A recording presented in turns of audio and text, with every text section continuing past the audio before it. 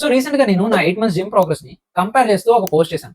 So దాని తర్వాత మా ఫ్రెండ్స్ లో ఎదురొచ్చి, అరే ఎందుకు పోస్ట్ చేసావురా అసలా, అదేమంత గొప్పగా ఏం లేదు, జస్ట్ బేసిక్ గా ఉందంతే అని చెప్పారు. సో నేనేమన్నా అంటే, అవునురా నిజమే చాలా బేసిక్ గా ఉంది. అయితే ఉంది, నేను జస్ట్ నార్మల్ గానే కదా పోస్ట్ చేశాను.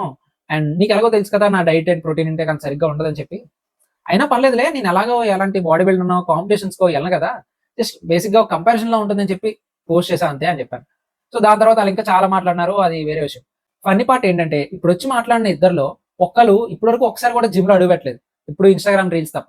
అండ్ రెండోవాడు జిమ్ స్టార్ట్ చేసి మహా అయితే 2, 3 నెలలు కూడా అవ్వలేదు. అండ్ ఈ వీడియో వాళ్ళ కోసం కూడా కాదు. స్పెసిఫిక్‌గా చెప్పాలంటే నువ్వు నీ ఫిజిక్‌ని నీతో తప్ప ఇంకెవరితోని ఎక్కువ కంపేర్ చేసుకోకూడదు. ఎందుకంటే ఇన్‌స్టాగ్రామ్‌లో కనిపించే ప్రతి బాడీ బిల్డర్ అయినా అండ్ ఎలాంటి ఇన్‌ఫ్లుయెన్సర్ అయినా నీకన్నా మినిమమ్ 4-5 ఇయర్స్ ఎక్కువ ఎక్స్‌పీరియన్స్ ఉన్న వాళ్ళే అయ్యుంటారు. అండ్ అలాంటి వాళ్ళతో నువ్వు కంపేర్ చేసుకోవడం మంచి కంపారిజన్ కాదు. సో ఎప్పుడు నువ్వు నీతోనే కంపేర్ చేసుకోవడం చాలా బెస్ట్ అని చెప్తాను. అండ్ ఈ ప్రెజెంట్ జనరేషన్‌లో ఆల్కహాల్‌ని, సిగరెట్స్‌ని అండ్ టైమ్ వేస్ట్ చేసే ప్రతి యాక్టివిటీని నార్మలైజ్ చేసి చాలా గొప్పగా ఫీల్ అవుతూ ఇన్‌స్టాగ్రామ్‌లో పోస్ట్ చేస్తున్న సిట్యుయేషన్స్ ఇవి. అండ్ అలాంటి టైమ్ అప్పుడు నువ్వు నీ సొంతంగా బిల్డ్ చేసుకున్న నీ బాడీనైనా, నీ ప్రోగ్రెస్‌నైనా ఇన్‌స్టాగ్రామ్‌లో చూపించడానికి నువ్వు ఎలాంటి సిగ్గుపడాల్సిన అవసరం లేదు.